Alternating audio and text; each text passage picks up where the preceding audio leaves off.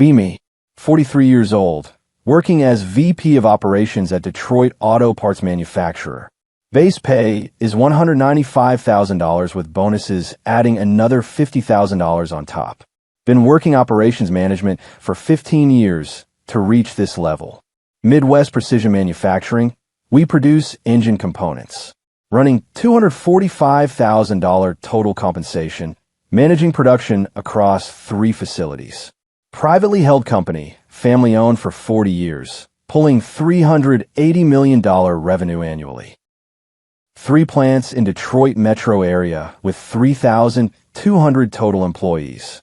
We supply Ford, GM, Stellantis, critical parts for automotive supply chain. My job covers all production operations across every plant. Direct report to CEO, supervising plant managers and production leads. Workforce breaks down to 2,800 hourly union workers under UAW Local 412, plus 400 salaried staff handling engineering, supervision, administrative work. Union contract dictates everything: wages, hours, shifts, breaks, overtime rules.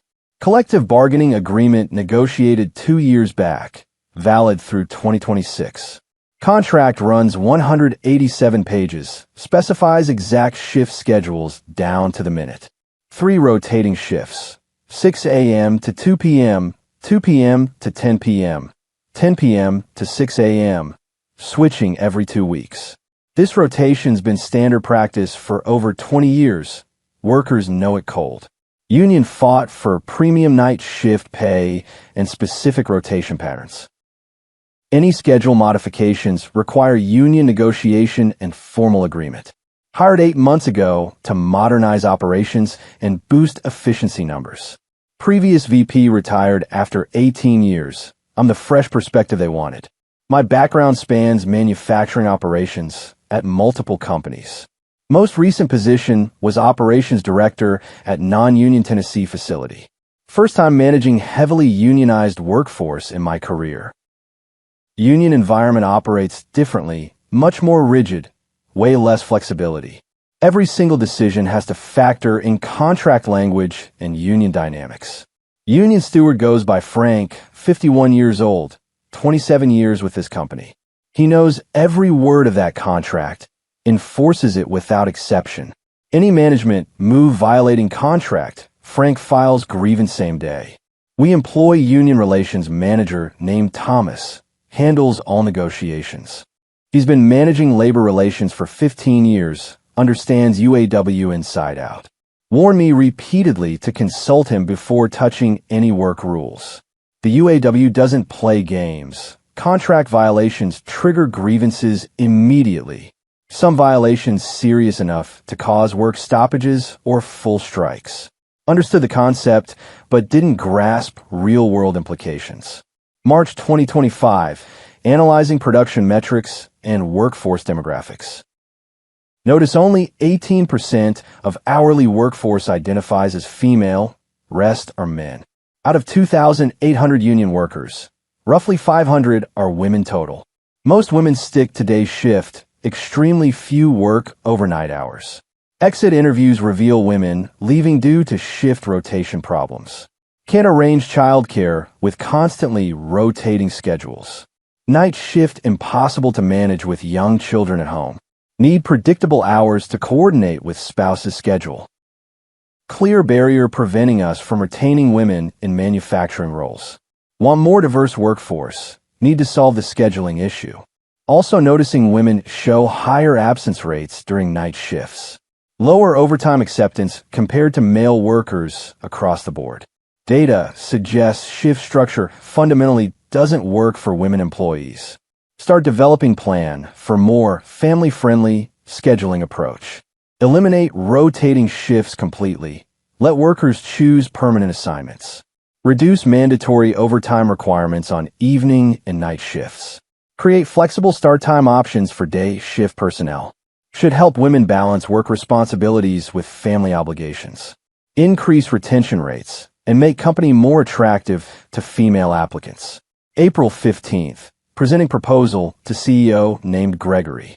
He's 58, founder's son, laser focused on production metrics. Want to restructure shift scheduling to improve women retention rates. Current rotation creates major childcare coordination difficulties. Offering permanent shift selection should help us retain more women. Gregory, concerned about impact on production numbers. Rotation system distributes undesirable shifts fairly across workforce. Night shift pays premium because nobody wants permanent nights. If people choose freely, nobody's volunteering for night shifts. Explaining my plan to address the staffing concern. We'll offer significantly higher premium for permanent night volunteers. Some workers actually prefer nights. We can staff with volunteers only. Gregory skeptical, but trusting my operations expertise. What's the union's position on this proposal? Haven't consulted them yet. Wanted your approval before approaching. You'll need to negotiate this with UAW before implementation. Shift schedules fall under collective bargaining agreement coverage. Should involve Thomas, the union relations manager, right here. But I'm confident this benefits workers, should be easy sell. I'll manage the union piece. This helps everyone involved. April 20th, announcing new shift policy via email to all plant managers. Effective May 1st, eliminating rotating shift assignments. Workers select permanent shift based on personal preference. Premium pay increased substantially for permanent night volunteers. Plant managers immediately raising red flags about the change. This violates CBA terms. Union will file grievance instantly. Need union approval before modifying shift structure. Responding that worker benefits mean union should support it. We're offering more choice and improved work-life balance. This is pro-worker policy. Union should appreciate the change. Within hours, Frank, the union steward, called my office. Received notification about shift schedule modifications. This directly violates Article 12, Section 4 of our contract.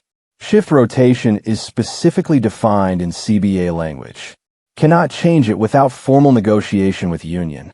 Explaining the reasoning, try to get his support. This change benefits workers significantly, especially women with families.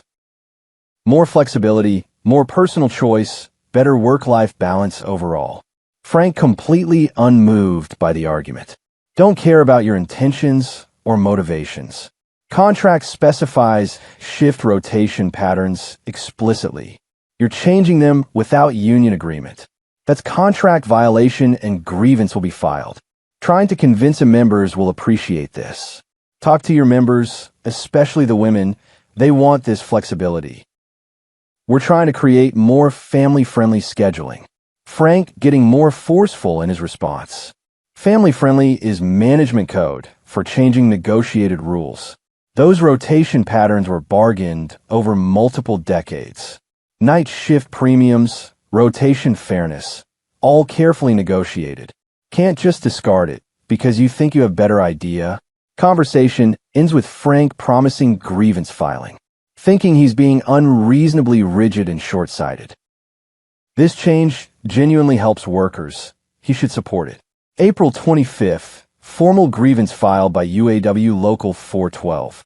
Management unilaterally modified shift schedules violating CBA. Article 12, Section 4 specifies exact rotation patterns. Modifications require negotiation and written union agreement. Demand immediate reversal and restoration of contract terms. Thomas, our union relations manager, rushing to my office urgently. Need to rescind this policy change right now. Union is correct. This explicitly violates the contract. We agreed to those shift rotations during 2023 negotiations. Cannot change them without returning to bargaining table. Frustrated with all the bureaucratic red tape. Change benefits workers. Why are we fighting over this? Because it violates legally binding contract terms. Want to change shifts? We negotiate with union formally. Go through proper channels, get written agreement. Cannot just implement changes unilaterally on your authority. Explaining my reasoning about helping women employees. women leaving company because of shift rotation difficulties. This addresses real retention barrier and diversity obstacle. Thomas sympathetic, but standing firm on process. That may be valid, but process matters critically. Union has legal right to negotiate working conditions. You completely bypass them on this. Now, they're angry and you've created major problem. Deciding to hold firm on the policy implementation. Change takes effect May 1st as originally planned. Union will recognize the benefits once it's implemented. Thomas warning this could escalate severely. If you don't reverse course, Union might authorize strike. They have contractual right to strike over violations. UAW maintains strike fund to support members financially. Not believing they'll actually strike over this issue. They won't strike over more scheduling flexibility. That would harm their own members economically. May 1st, new shift policy officially takes effect. Workers confused, some visibly angry, others uncertain about changes. Asking everyone to select their permanent shift preference. Exactly as predicted, very few choosing permanent night shift. Out of 2,800 workers, only 180 volunteer for permanent nights. Production requires 900 workers on night shift minimum. Creates immediate critical staffing shortage. Management starts assigning workers to night shift against stated preferences. Makes workers even angrier, promise choice, but forcing assignments anyway. May 3rd, Union holding emergency membership meeting. 2,400 workers attending. Plant parking lot completely packed. Frank addressing the crowd, visible from my office window. Workers agitated, lots of angry shouting and protest signs. Respect the contract. No unilateral changes. UAW strong. After 2-hour meeting, Frank delivering message to management. Membership voted to authorize strike if policy not reversed. You have 48 hours to restore contract shift rotation. If not, all union members walk out immediately. CEO Gregory calling emergency meeting with senior leadership. Need to reverse this change right now. Cannot afford strike. Will lose millions daily. Union is overreacting. They won't actually strike. Yes, they will. UAW has struck for less serious violations. This is clear contract violation. They have strong legal case. VP of Finance, named Diane, presenting strike cost analysis. If production stops, losing $2.3 million per day in revenue. Contracts with Ford and GM require strict delivery schedules. Missing deliveries triggers penalty clauses and possible contract cancellation. Week-long strike could cost $16 million plus long-term customer relationship damage. Gregory looking at me with visible frustration. Reverse the policy, restore old shifts, fix this immediately. Stubborn, still convinced I'm right about this. If we cave, Union thinks they can veto any operational improvement. This change genuinely benefits workers, especially women. Need to stand firm and let them see the benefits. Gregory angry now, raising his voice. This isn't about benefits, it's about contract violations. You implemented change without negotiating with union. That's illegal under labor law, not just contract violation. NLRB could investigate. This could be unfair labor practice. Still refusing to back down from position. We have 48 hours. Let me talk to workers directly. I can explain the benefits and get them on board. May 5th, holding town hall meeting with day shift workers. About 900 workers attending, atmosphere extremely tense. Presenting the case for a new scheduling system. We're giving you more flexibility and personal choice. Pick permanent shift that works for your life situation.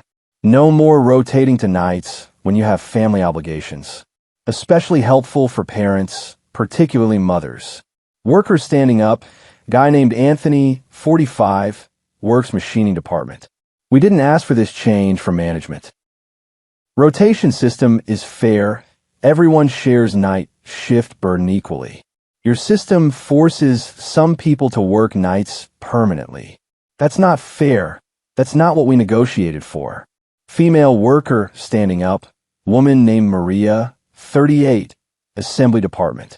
I'm a mother, and I don't want this change at all. I like knowing my schedule rotates. I plan my life around it. My husband and I coordinate our rotations for childcare coverage. Your system doesn't help me. It makes planning harder, actually. More workers echoing this exact sentiment. They don't want the change. They prefer predictability of rotation. Even though it's challenging, they've built their lives around it. Workers united in demanding old system restored. Shocked by the reaction, thought workers would support this. Especially thought women would appreciate the flexibility offered. But they're angry, feel I'm imposing solution to non-existent problem.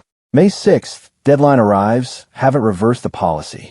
6 a.m., day shift workers arriving at plant gates. Instead of entering facility, staying outside with union steward Frank. 2 p.m., afternoon shift arrives, joining day shift outside gates. 10 p.m., night shift arrives, entire workforce outside plant. 2,800 union workers, all standing together refusing to work. The strike has officially begun. Production stops completely. All 3 plants shut down immediately. Only salaried staff and management inside cannot operate machinery safely. Need union workers to run production equipment properly. Gregory furious, calling me to his office. Told you to reverse the policy, now losing $2.3 million daily. Call Frank, tell him you're reversing change, end this strike. Calling Frank, he's at strike headquarters in Union Hall. We're prepared to reverse the shift policy now. Too late, strike authorization already voted and active. Workers want more than reversal. They want guarantees. What kind of guarantees? Written agreement management won't make unilateral changes again. Compensation for the disrespect and contract violation. Strike continues until we reach satisfactory settlement. Day 3 of strike, production still completely stopped. Missing critical deliveries to Ford, GM, Stellantis. All 3 companies calling demanding shipping timelines. Some threatening to activate alternative suppliers. Day 5, Ford sending formal notice. Continued delivery failures violate supply agreement terms. Activating backup supplier for engine components immediately. Will reassess primary supplier status after labor situation resolves. Catastrophic development. Ford is largest customer, $140 million annually. If they switch to backup supplier permanently, might not recover them. Day 8, GM following with similar formal notice. They're qualifying alternative suppliers. $85 million annual contract at risk. Day 10, local news covering the strike extensively. UAW strike enters its 2nd week at Midwest Precision. Workers say management violated contract terms.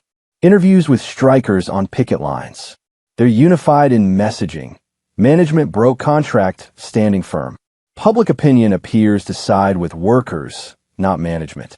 Day 12, try and negotiate with Frank through intermediaries. Offering to restore old shift rotation. Provide back pay for confusion. Union demanding more, they want written guarantees. Formal agreement that all schedule changes require union negotiation. Public apology from management for contract violation. Bonus payment to all workers for disruption caused. Thinking demands are excessive. We did nothing wrong. CEO Gregory disagrees strongly with my assessment. We violated their contract. They have every right to demand this. Accept their terms. End strike. Save what's left of customer relationships. Day 15, financial impact becoming severe. Lost revenue, $34.5 million and still counting daily. Ford has moved 60% of orders to backup supplier already. GM is testing alternative supplier with sample orders. Finished inventory stock depleted. Cannot fulfill any orders. Day 18, Stellantis cancels major contract worth $42 million annually. Unreliable supply during strike creates unacceptable operational risk. Switching to established supplier with stable labor relations. Complete disaster. Lost major customer permanently. Day 21. 3 weeks in a strike. Financial pressure crushing. Company burned through all cash reserves completely. Cannot pay suppliers, some demanding payment before shipping materials. Credit line maxed out. Banks nervous about labor situation. Day 25. NLRB getting involved in the situation. Union filed unfair labor practice charge against company. Management implemented unilateral changes to working conditions. Violated duty to bargain in good faith with union. NLRB investigator reviewing the complete case. If they find against us, penalties and back pay could reach millions. Day 30. CEO Gregory making final decision. We're accepting all union demands, ending the strike now. Company cannot survive much longer without production running. Negotiating team meeting with union leadership.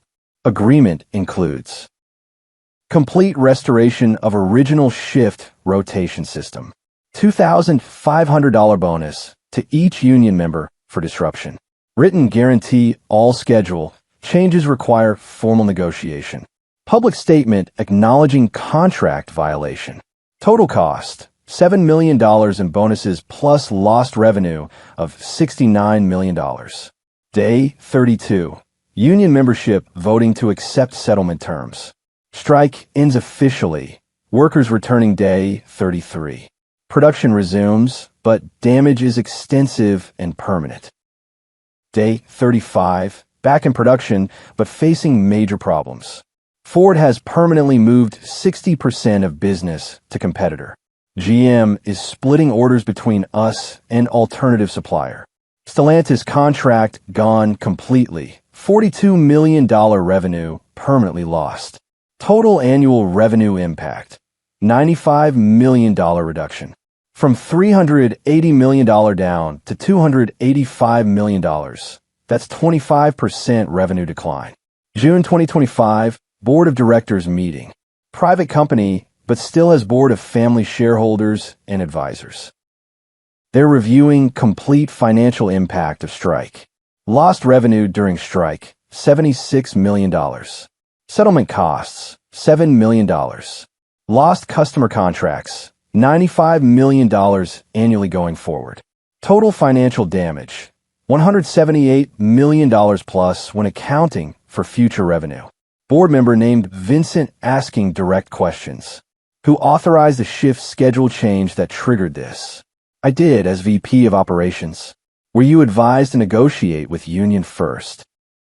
Yes, but I believe change was beneficial and wouldn't be controversial.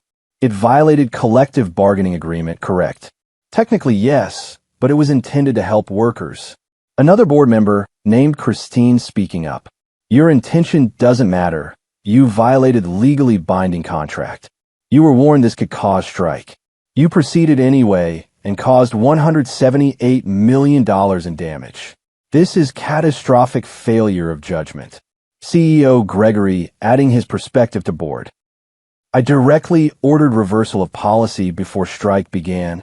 She refused, insisted workers would support the change. They didn't support it. They struck for 32 days. Board votes unanimously to terminate my employment. Effective immediately for gross negligence and poor judgment, causing catastrophic financial damage through contract violation. Escorted out that afternoon, 8 months at company ended in disaster.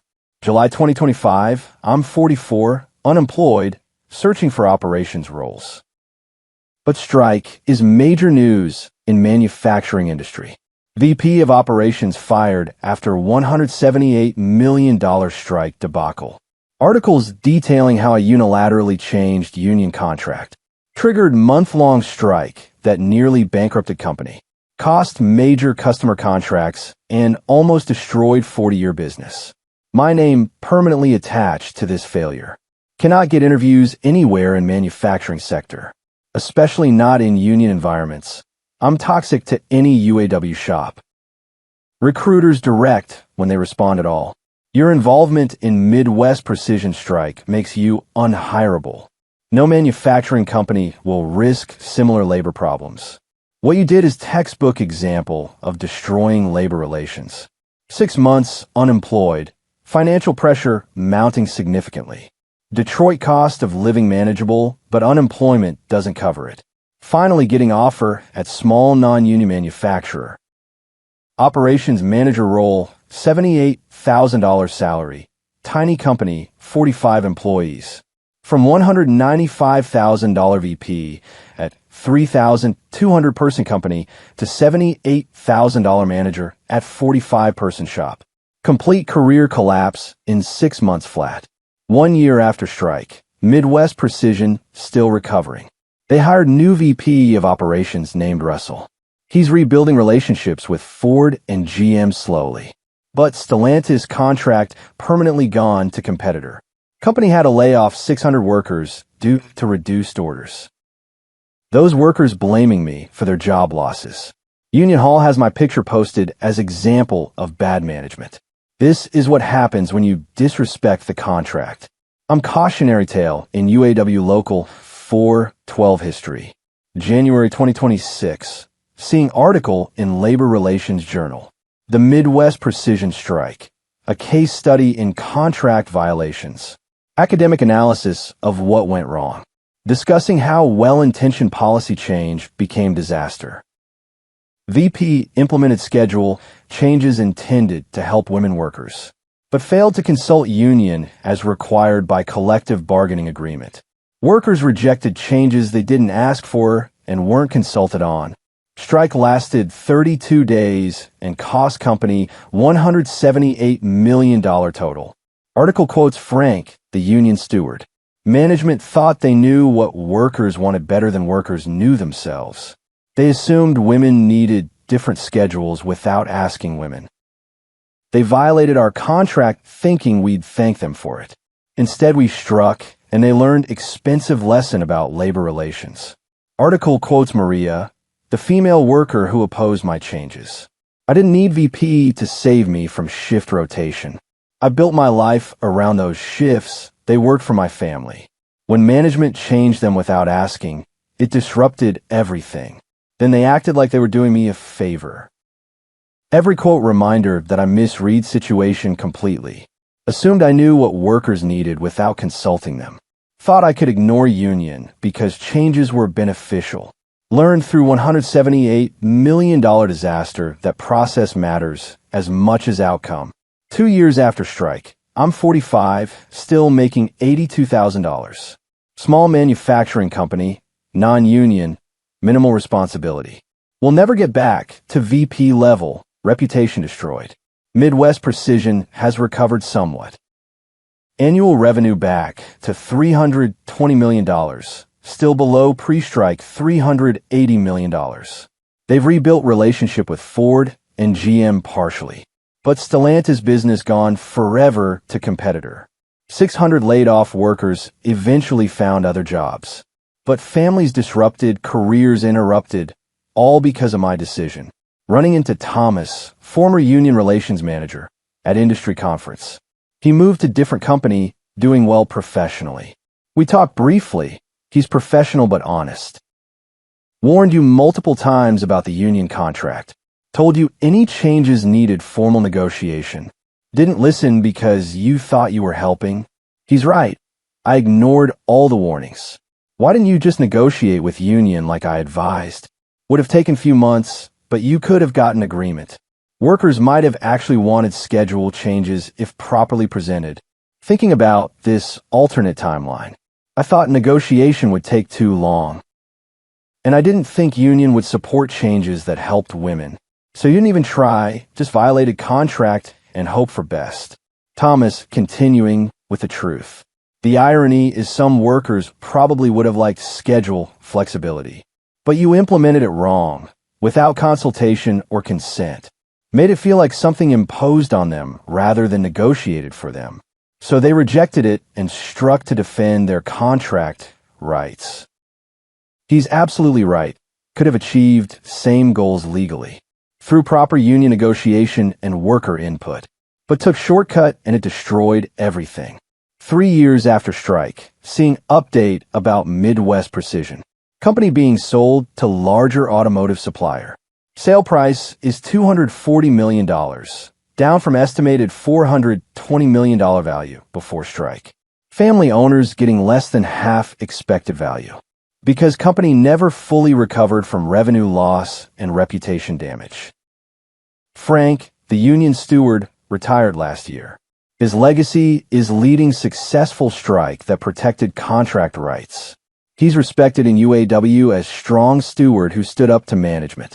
My legacy is the VP who triggered that strike through incompetence. Forever example of what not to do in labor relations.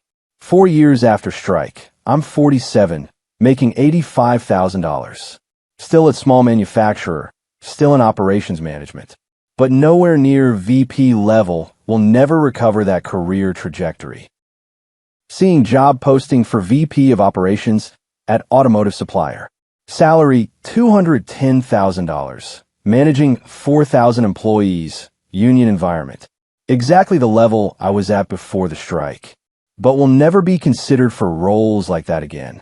My Google search results start with VP fired after $178 million strike.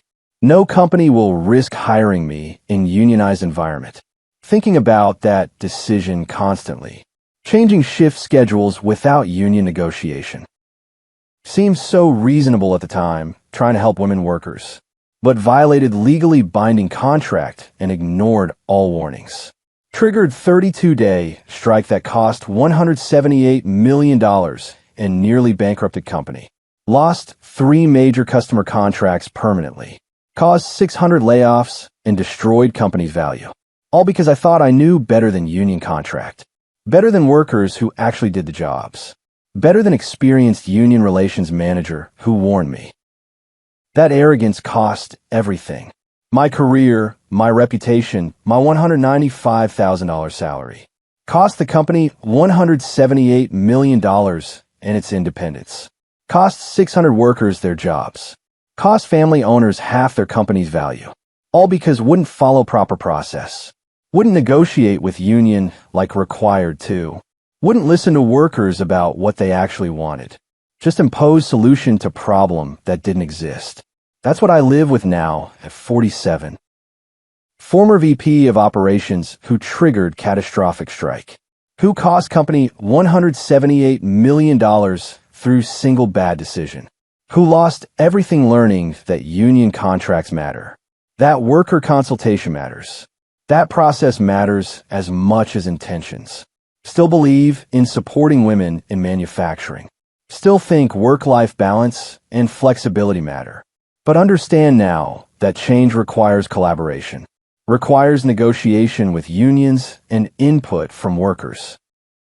Requires respecting contracts and following proper process. Can't just impose solutions even if you think they're beneficial. That's the expensive lesson I learned. After destroying my career and nearly destroying a company. Through shift schedule change that nobody asked for. Implemented in violation of union contract. That triggered month-long strike and permanent damage. Now I'm here making $85,000. While Midwest Precision was sold at half value. While 600 workers lost jobs. While major contracts went to competitors. All because I changed shift rules. Without asking the union. Or the workers. Or following the contract. That I was legally required to follow. That's my story at 47. The VP who thought she knew better. And learned through $178 million strike. That she didn't. Too late to save anything. Except the lesson itself. Which cost everything to learn.